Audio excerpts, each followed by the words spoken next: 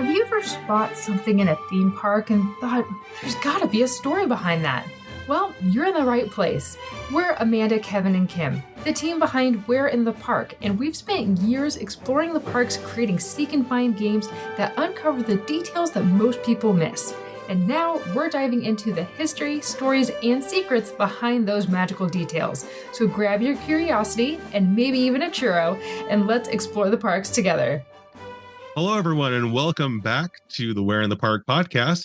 On this episode, we will be talking about Universal Studios. So this is Where in the Universal Studios Park, and we're going to be talking specifically about Where in the Park for Universal Studios Hollywood. And we're going to be going over the entrance primarily. So it's what you see today and, why it's there, maybe. We'll find out what we know, and hopefully it's going to be interesting to you. And if you know more, please, we look forward to hearing what you know, and we'll see how all of this goes. We have with us, as always, my lovely wife, Amanda. Hello. And my wonderful mother-in-law, Kim. Hello. And we are the Where in the Park team. If you don't know who we are, we make games for theme parks. They're a lot of fun. Check them out. It's seek and find adventures that you play on your own schedule. So, you know how to find us. Whereinthepark.com. It's going to be great. Everything's in the show notes.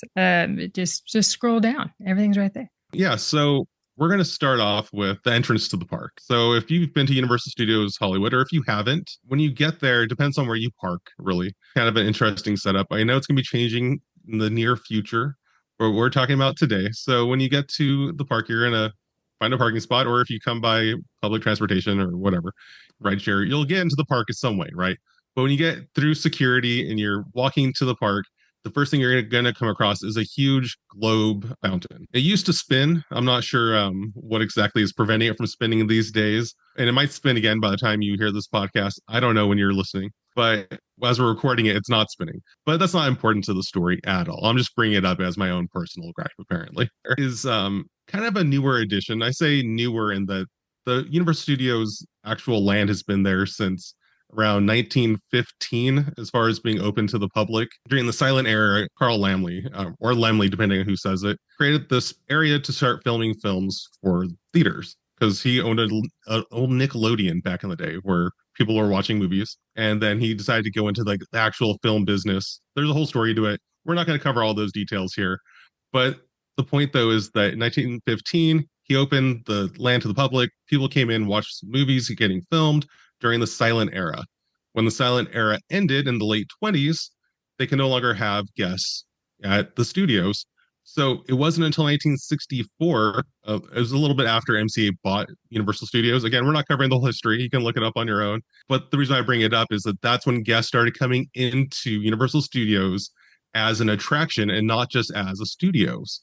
So it's a rare thing in the theme park industry to have something that is also actually a functional something else. And that's what this is. It's an actual working movie studio. And that's what makes it so amazing, as far as when you do the tram tour, you're actually going through movie sets that are still being used today. And a lot of them were used in the past. Some of them were rebuilt because of fires. Again, not covering the history, but it is interesting. The front of the park, though, is where I started here. That globe is inspired by the logo. Back when the company was first founded, they actually the company was founded in 1912. July of 1912 is when they started using that logo. So it was like I think I had April written down here. So it was just a few months after they founded themselves as Universal Pictures, they threw the globe up there. It's like, that is our symbol of who we are. So over at Universal Studios Hollywood, they put in that big globe there to try to recreate that feeling. It reminds me of the big globe you'll find at the Flushing Meadows in New York. They built for the 1964-65 World's Fair in New York. And I don't know how much of it is related, or if anyone is connected between the two, but I'm sure that they looked at that because it has the same kind of feel to it, where it just has the outlines of the the countries, the water is just missing completely. It's the way it looks, and it's really cool. As you get past that, you're going to see this huge archway straight ahead. I've found some conflicting information. I'm not 100% sure about this, but as far as I can tell, it was 1995 when that opened. Maybe 1993 is when City Walk opened, and it was a few years later when they redid that entryway to include the globe and the archway. If you have other information, please send it our way. We would love to see photos or anything else, but we're standing by that for now. So if you look at the archway, it seems like it's inspired by more of like the way the entrance was designed for Paramount Pictures than for Universal Studios, as far as the old style archway to a studio. The one that we have here in Hollywood came years after, just like I said, 1996 is what we're kind of going with. 1990 is when they built Universal Studios in Florida, and it had an archway entrance when it first opened. So it was about 6 years later they decided, hey, let's kind of like get our look, like whatever the word for is for that. Yeah, consistency, standardization. So all the Universal parks across the globe now have kind of an archway entrance. And I don't know if it was inspired by Paramount. I know looking at on the Universal production services history website, they actually have a photo of one of their older buildings that had a big archway door, and the photo's in black and white, but it seems like it's a very similar color scheme as those arches are today, where it's very light in color and with just like dark accents for the roof line. So it could be that as well. Yeah, it's a lot of fun. I think it's a much better entrance than what they used to have. Before, it looked kind of like a weird like UFO like circle umbrella essentially that kind of guided you into the park. And yeah, this one just feels a little more grand the way it's so tall. And I think too, you have two icons that represent your park at that point, right? You have the globe and you have the archways.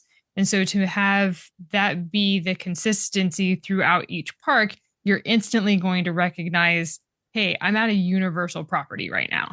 So I think that was really a smart move on their part to standardize the look of the entrances to their parks. I learned about it kind of recently. Apparently in Dubai, they were going to build a Universal Studios Dubai Land is what they were going to call it. It was this big Dubai Land complex that was going to have multiple theme parks put into it. And Universal was just one of them. But there's a photo out there of this large archway that looks very similar to the one at in Florida more than the one in Hollywood. And it says Universal Studios Dubai Land on it. And apparently it stood there for several years before they took it down because that project never actually finished. They broke ground in 2008, but they eventually gave up by 2016.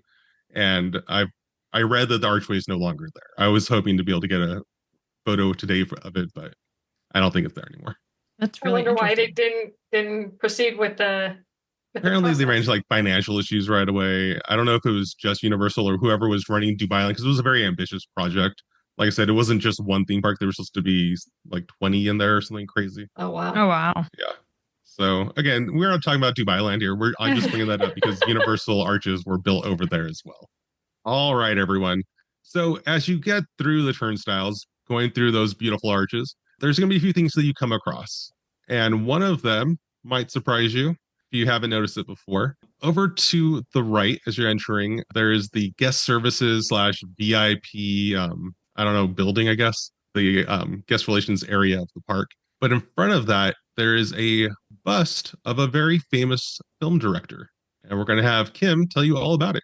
Yes. So those of you who are into the type of thriller movies obviously will know who this person is. This is a bust of Alfred Hitchcock. He produced numerous films on the Universal Studios lot, which is why they are paying tribute to him. I'm sure that you have heard of Psycho, and if you've done the studio tour, you might catch a glimpse of some famous guy walking around at the Bates Motel might come out and approach you while you're on your tram. Anyway, there is a bronze bust that they revealed back in 1999 to celebrate Alfred Hitchcock and the movies that he produced. On Tuesday, July 27th in 1999, Janet Leigh, who starred in Psycho, and Tippi Hedren, who starred in The Birds, and other Hitchcock loyalists turned out early for a birthday party that they were throwing for the late director, who would have turned 100 years old on August 13th, 1999. But Universal's was pretty in their regular stunts that they do, we'll say. When it came time for Tippi Hedren to share a few thoughts about Alfred and her stint on the movie The Birds, she was standing there kind of in front of the bust, and Universal Studios decided to pull the most impressive stunt they could at that time. A black raven trained by the Universal handlers swooped down and landed right next to Tippi Hedren, and that got the crowd going. They did. There used to be a plaque that was right underneath Alfred Hitchcock's bust there, but for some reason it's removed right now. But what it did say, and hopefully will return, is film director Alfred Hitchcock was the undisputed master of suspense, and his legacy is an integral part of Universal's history. His classic films include The Birds, Vertigo, Rear Window, North by Northwest, Strangers on a Train, and Psycho, which was filmed on the Universal backlot. Also filmed at Universal was Alfred Hitchcock Presents, which was his successful television series that ran from 1955 to 1962.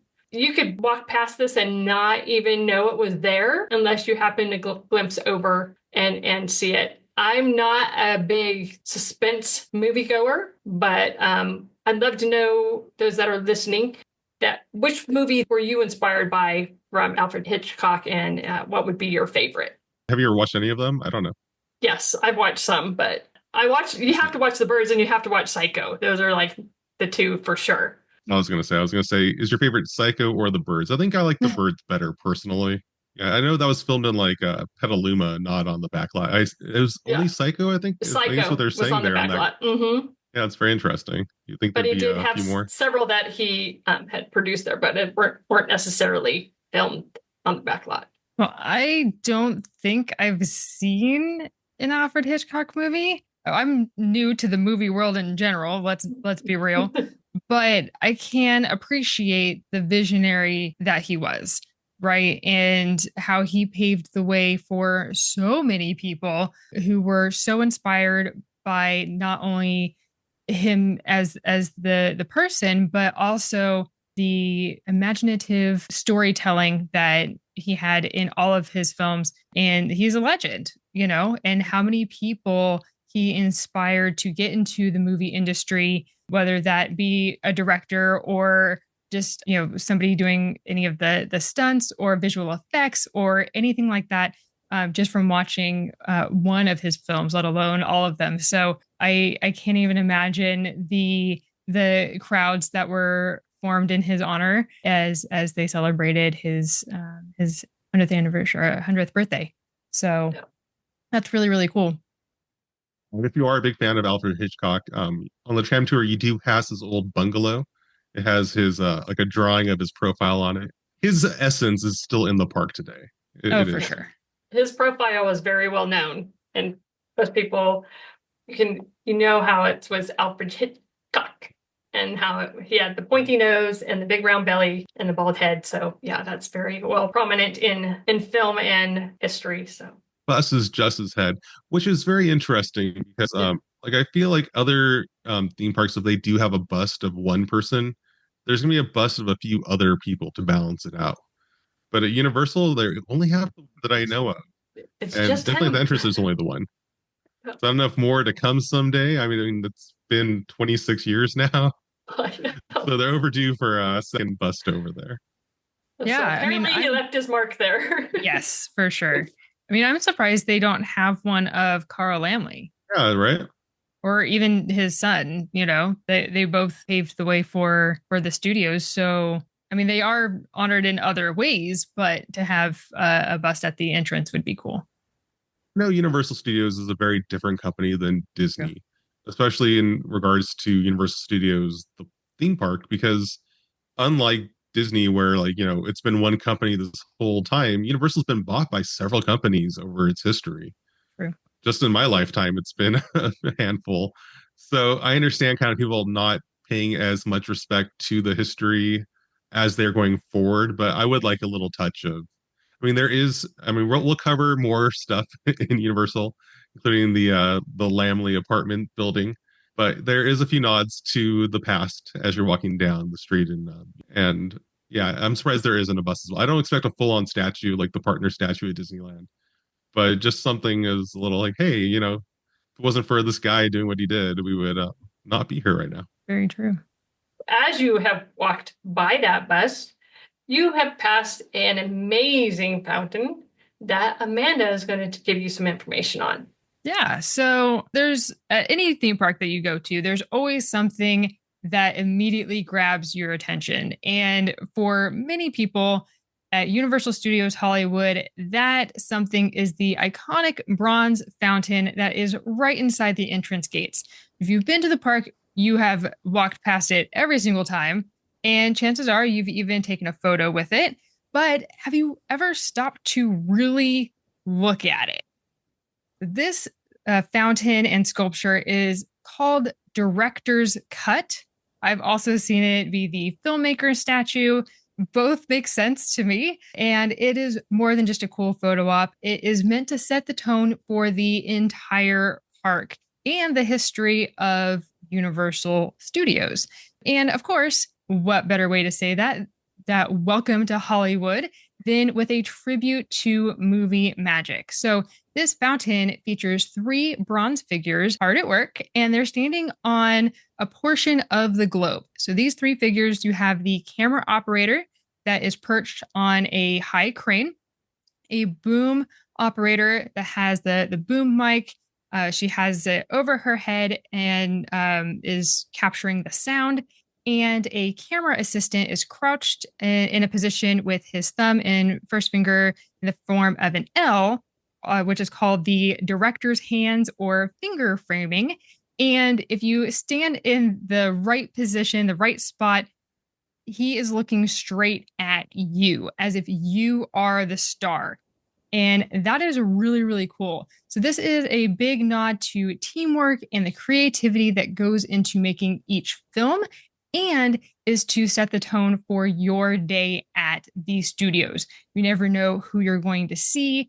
And, you have characters walking around, you have celebrities walking around. It's an active studio like we talked about. So you never know who you're going to run into, but also you are the star as you move through the day into the theme park. So in front of this sculpture, there's a gold plaque with the Universal Studios Hollywood logo. And then underneath that, it says, quote, "Welcome to the entertainment capital of LA," which is like their slogan, as it were. And you might have seen that. It's pretty prominent right in the front of the statue, but chances are you've never walked to the back of this statue. So if you walk around to the back, it says Universal Studios Hollywood. The letters are raised above the fountain. And at the base of the crane that the camera operator is sitting on, there is an inscription, and it says, "Designed by Jose, assistant Jeffrey P.B.," and then the words, "April 2001. So there isn't a ton of public documentation confirming who these artists are, but it's possible that Jose refers to Jose de Rivera, a renowned sculptor who is known for this large-scale public art, and he has blended abstraction and motion, and this piece is about filmmaking, and it's right in his style. So it is possible that it is him. I have no confirmation, but it does make sense. And the mention of Jeffrey P.B. alongside him, there's a collaboration there because he is the assistant in this piece. And in fact, the piece appears in the portfolio of, I'm going to mispronounce it, but Boccaccio? I think it's Boccaccio Sculpture Services. And it is known for crafting detailed bronze works. And this company is family owned and operated since 2015 with Jeff Boccaccio as co-owner and master sculptor. So Jeffrey P.B. could either be the owner of this company, or it could be a son or a relative that has assisted with the project. But if it is the owner, he has worked on films and taught figurative sculpture through Los Angeles Academy of Figurative Arts. And he has been the lead designer and special effects sculpture on a number of Universal films, including Jurassic Park 3 in 2001. So the timing makes sense that he would be working closely with the Universal team for Jurassic Park 3 during the creation of the director's cut sculpture. So I'm putting the pieces together, and I'm saying that those are the artists behind this piece. So Jose de Rivera and Jeffrey Boccaccio. So the next time you're at Universal Studios Hollywood, take a moment, stand in front of the fountain, read the plaque that's on the back, and appreciate the history and artistry behind it, because it is more than a photo op. It is a tribute to movie making and storytelling and the crew who brings movie magic to life. Yeah, also Jurassic Park 3 was actually filmed on the backlot, parts of it. So there you go. That would make a lot of sense. Do we know Also, who the people are, those characters that are part of that thing? Are they I don't think sculpted they're based after somebody, or anyone Yeah, I like famous that at least. I like that they have a woman. I mean, that's Mhm. kind of cool because, I know that way back when there weren't women that were in those positions that could help with making the films. Yeah. I looked like so many articles trying to find anything about this, and I could not find if there was anybody in particular that these sculptures were modeled after. But if anybody listening has any information, please let us know, because this is, like I said, something that you walk past every single time you go to the parks, and it would be really cool to know who these people actually were. I would also point out in 2021, when Universal Studios opened in Beijing, a copy of this sculpture was actually installed over there. But over there, it's in a planter. It is actually not a fountain. And does it have the same inscription? I cannot get a zoom up of this inscription. We've not been to this park yet, and a lot of people don't focus on these details as much as we do. But as soon as we make it out there, we will get some closer up photos of what that plaque says. Yes, I'd be very curious to know if it is an exact replica or if it is by the same company, or what's going on. Because we've seen some other statues that are made by the same company and it's in different spots, like the cameraman statue at Disney Hollywood Studios. So some fascinating details in history going on in statue work. I put a picture in the Trello if you want to take a look at it. Oh, yes, I have seen this. And see, that's interesting because they are on a smaller piece of real estate there. Like, it doesn't look like it's the globe. Like the one in Hollywood it is a globe that they're standing on. Whereas this one here in Beijing, just a piece of rock. Yeah, it's a piece of concrete, maybe surrounded by flowers. I'm 90% sure the guy with his hands out is supposed to be a director. He has so much riz. Look at that facial expression. As the kids are saying. As the kids say. Oh my. Wow. Well, also too, okay, I'm doing a side by side here to see if it's the same guy. There are some differences right off the bat here that I'm seeing between the two. You guys not as high up? I think it's just the angle of that. No, I first noticed the boom arm lady. Her shirt and pants are different. Oh, look at that. So her shirt is a little baggier at the bottom, and her pants are a little bit more, I don't want to say ruffled, but creased, because she's in a interesting position angle. Pretty similar, though. We can agree. It does look very similar. He's doing the same exact. What do we call them? Frame hands, director hands. Yeah, frame fingers. Yeah, finger framing or director's hands. Director's hands. So he's the director. Yeah, so I agree with this. The first picture. Why is she wearing different pants? I don't know why she's wearing different pants. She's making a different facial expression too. We need to get out to Beijing so we can finish this episode correctly. Yeah. Yeah, I think her head is tilted more forward too. You're like watching tennis. Yeah. I'm looking at the two images side by side. All right, let's close this out. So today we learned more about the entrance to Universal Studios Hollywood. To see photos of the details we highlighted today, or if you have photos yourself, any additional details, or just want to continue the conversation about what we discussed, check out our Facebook group, Where in the Park Explorers. Just scroll down and click the link in our show notes to head over to the group, answer a few quick questions, and we'll approve you into the group and into our community. Until next time, we'll see you somewhere in the park. Bye for now. Bye, everyone. Thanks for exploring with us today. If you're ready to take your park experience to the next level, check out our Where in the Park games. They're self-paced seek and find adventures designed to help you explore the parks in a whole new way, whether you're visiting for a birthday, a family gathering, a date night, or even a solo trip.